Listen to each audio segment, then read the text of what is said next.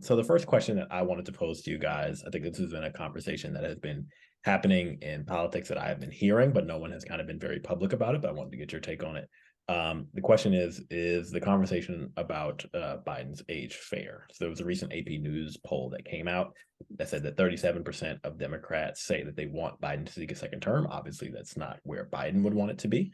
In a recent poll, many suggested that his age, which is 80, may be a liability. So when Biden took office at 78, he took office as the oldest president in the United States. Worth context that when Trump took office in 2016, he was the second oldest currently at 70, and he would also be up there in age if he were to win re-election in 2024.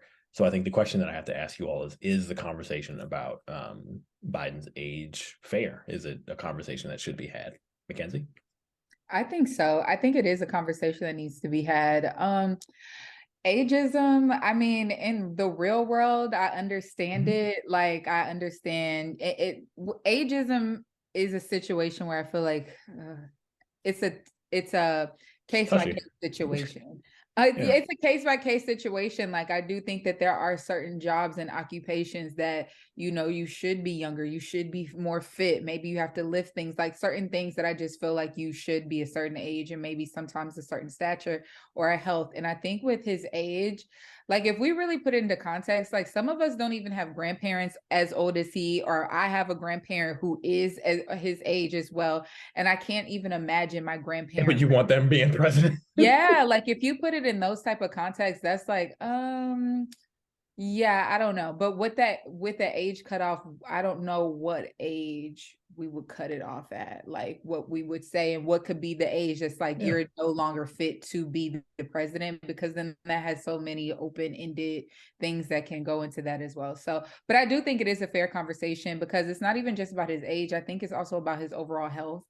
And if he's able to just withstand the stress of presidency at his age as well.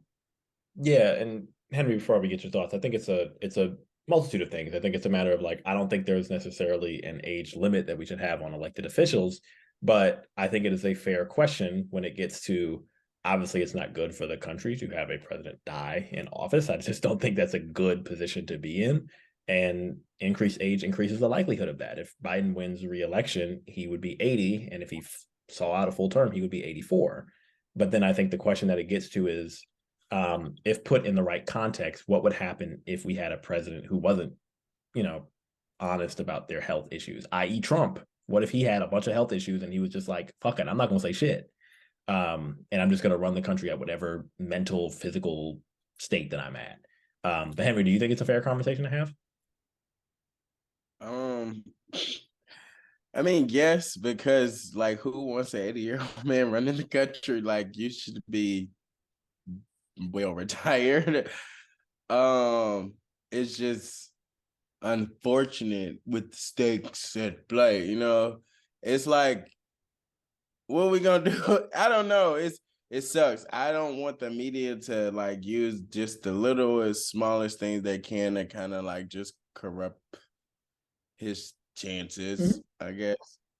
So it's like it's not a conversation I want to be publicized for real. Is it a fair conversation? For sure. Like he's definitely older in age. He definitely may have some health concerns, which I think he's like let us know. What Yeah, I mean, and I think that's I think the thing. It's all about context, where it's like as of now, Biden has seemed like he's up to the job, and he seemed like he's energized for the job and has done everything correctly. But I think to Mackenzie's point, I think it just raises the question. I don't think it's unfair to have the conversation of can you handle the physical demands of this ultimately demanding job? I don't think that's necessarily unfair. That's just kind of the conversation that happens when taking this job. It's kind of like, yeah, if you were required to be a physical athlete of some sort, and if you were a little bit older, people would say, hey, can your body handle the demands of this physically demanding job? And I think there's a way to have it. I was say, don't you have to they did though, right? For what's his name that just retired? Like it was the whole conversation was he was old trying to play football. You remember Peyton Manning? Don't get me to guess football players.